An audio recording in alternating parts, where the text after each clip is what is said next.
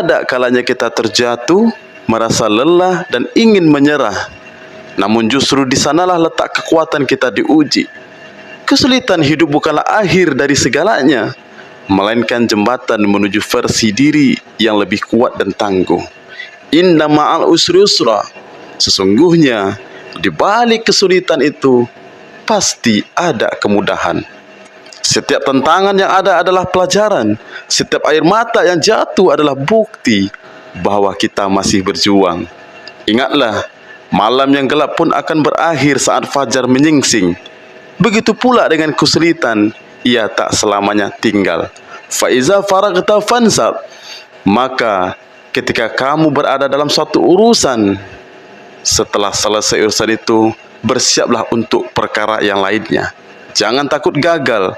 Orang-orang besar lahir dari proses panjang yang penuh luka dan kegagalan.